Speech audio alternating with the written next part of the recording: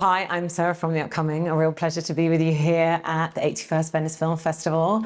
For people who aren't familiar with Paul and Paulette Take a Bath, maybe you can give a brief introduction. What can people expect when they watch the film? Paul and Paulette Take a Bath is a story about an American photographer in Paris who meets a French girl, Paulette, played by Marie, with a taste for the morbid. They meet on Place La Concorde, and Paulette is sort of reenacting the execution of Marie Antoinette, and Paul spots her, and she sort of wraps him up in this game, and sort of finds an ally in Paul to go on this adventure of going to places where terrible things have happened, things like murders and executions, in order to reenact the scenes of those crimes in the places where they happened. And it's a sort of dark romantic comedy. There's romance in it, but it's perhaps ultimately more about a friendship and two people helping each other through their lives and their traumas and their issues, yeah. And maybe you can sort of talk us through a little bit about the starting point, because like you say, it's maybe got the trappings of a sort of a romantic comedy, but it just keeps surprising you in all its twists and turns. But I know you've sort of had maybe that photo, that Lee Miller photo was perhaps the initial spark of the idea. So, how did it all kind of stem from that?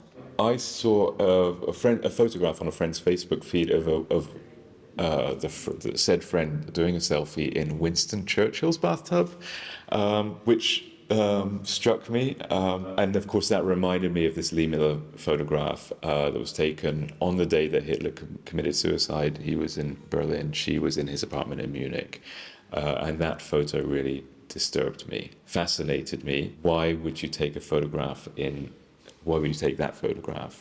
not somewhere else in his house? And it just felt like an unanswered question to me. There was something really intriguing, at the same time disturbing about it. And so I felt like there was fertile ground to explore. And that sort of led to this idea of these characters that go to places like this, associated with horrors and awful people and murders and so on and so forth, in order to explore that discomfort that came with that image. And for you, when you read that script, were you almost like the audience watching the film, constantly surprised? Was it something like you'd never read before? And what appealed to you about playing Paulette? What I liked the most was the infinity of game possibility. You feel it's a very funny ground for acting, because it's two characters playing games, playing roles. So it's like there is no end to the exploration, and so that's great to read, and that's very exciting. This game hiding some kind of quest, because it's more than a game. At least it's more for Paulette. It's something she, in a way, she has to do. You understand that during the movie that it's something deeper, something that misses her. Something she wants and she looks for, but we don't really know what it is. We don't know what she's running from until some point. But this game is more than a game for her. It's something she has to do. Well, it's very teasing when you read it, because you always want to see the next stop. And then where do they go, and what are they going to do? Because you feel like a progression. You feel like they are going further and further, and there has to be a limit. There has to be a point where there is no step forward to do. So that's thrilling, and this story between them, this romance or friendship, it's a very beautiful thing, I think, because it's more than just a boy meet girl, because they respond to each other in a very singular way. They know when they meet that the other has something very precious and very special that answers to something they look for. And that's very, very moving, I think, because when it happens in real life, it ends with in beautiful things, and that's great to live this on screen.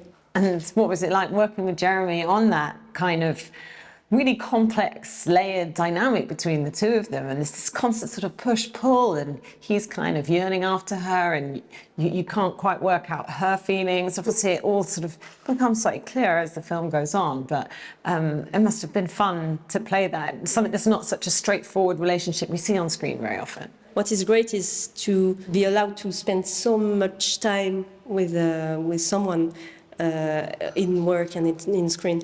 It's very precious and quite rare to have a movie with there are mainly two characters and some others, but they spend the whole movie together.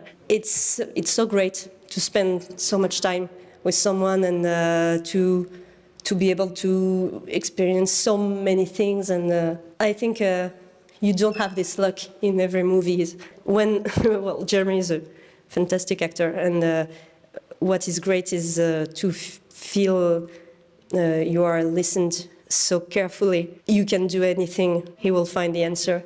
I think that this is very special, and it's a great luck. And I certainly hope he feels the same. When you have so much responsibility, I mean, it's your character's name is in the title, so it's very important to be there. To have so much confidence in your partner is a great luck. Yeah, I was very, very lucky to find those two. And I said it in the premiere yesterday. If you're making an independent film and you don't have much resource, you're going to have days when you don't have time to get all the shots that you want. And there's this great luxury I had with Marie and Jeremy, and who both come from theatre. So I think that really helps, because they're very used to going through the whole scene, and every time they would do it, maybe we'd make a small adjustment to the scene here or there, but they whether there were things to change or not, every performance was true. If that's what you'd never for a second, they were never for a second on playing, but not Paul and Paulette, and there was never a second where you felt, well, that doesn't ring true. So I could, at the end of the day, when you've got no time to do 3 different angles, I could just put the camera on the two of them, and they could run the whole scene, and we'd have no problem in the edit. I would never be in the edit going, well, how are we going to put this together, because we got to get rid of this little. And it was on an independent film where you don't have the luxury of, being able to do extra shoot days. You're only here for a few hours. Having that from the two of you, it was just, I think that makes the film, because otherwise we'd be tripping up in the edit so much. So. In terms of what people can take away from watching the film, I think, like we said, just having the expectations upturned, I think can almost be something quite fresh, and we don't always see in cinema.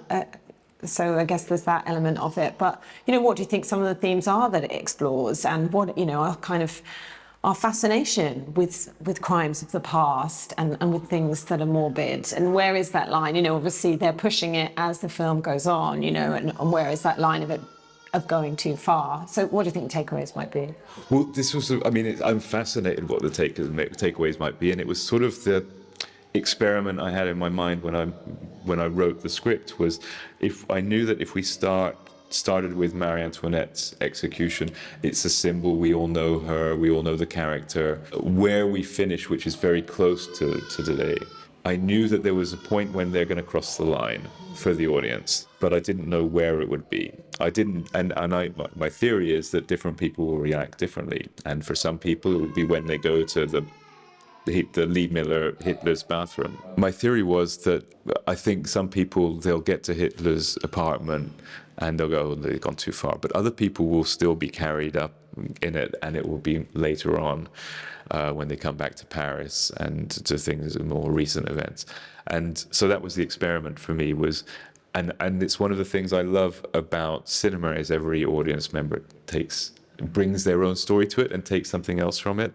It's something I love about the character of Paulette and of Paul, is that from the few chances we've had to share the film with people people react differently to the characters. Some people fall in love with Paulette right from the start, just as Paul does, and other people are like, oh, I'm a little, I don't know about this girl, but inevitably they end up falling for her when they sort of start to understand her story a little more. And I love that. That happens in cinema, that everybody sees things a little differently. And I did want to write something about that was a sort of romantic comedy, but that didn't adhere to the same rules by the end. That challenges some of the things that we see a lot. Not that the happy ending romance isn't a wonderful thing that we need to see on screens, but there's a lot of it. And I think there are other things to explore in terms of what two people can bring to each other, even if things don't work out. I don't want to blow the ending, but even if things don't work out between them, two people can be friends, two people can have a relationship, and it doesn't work out, but that doesn't mean that it wasn't valuable to them. And I think it's important to put that into the world. So I hope people, I hope it has the lightness and excitement of a definitely dark romantic comedy, but at the same time maybe shares a story that isn't your typical romantic comedy story. From your perspective, what do you think the takeaways are? Just about what Jethro said, I have the movie line in mind. When you reach into that abyss, it's good to have someone to hold your hand. The movie is not judgmental. It doesn't matter how far you get. What is important is you know why you do this, and you know how to come back. And I think that's what they bring to each other. They bring something solid waiting for them, holding their hand, saying you can reach, you can lean out if you want, but I'm here to get you back. And that's especially true for Paul. Is taking care of Paulette by allowing her to do what she needs to do, and he's here for her. At some point, it's the opposite, and Paulette is helping Paul to get back to the ground and to the present, to peace. I think so. That's the important thing about the movie. It's not about there are things you cannot laugh about. It's not about that. It's just everybody has their limits, as you said, and maybe for some people it's earlier, maybe it's later. What matters is if you don't want to lose yourself, just keep in mind what is important now and then. And if you have that in mind, well, you can explore, you can experience, you can try things. It's important to know that at some point it's a risk. It's an emotional and intimate risk, and you cannot know it by advance. But if you have someone, a friend, a love, anything, taking care of you at that moment, well, it's okay, and you can go there because you will know how to come back. Amazing. Thank you so much for sharing all that with me. Thank you. And really congratulations on the film. Enjoy presenting it here in Venice. Thanks a lot. Thank you so much. Thank you.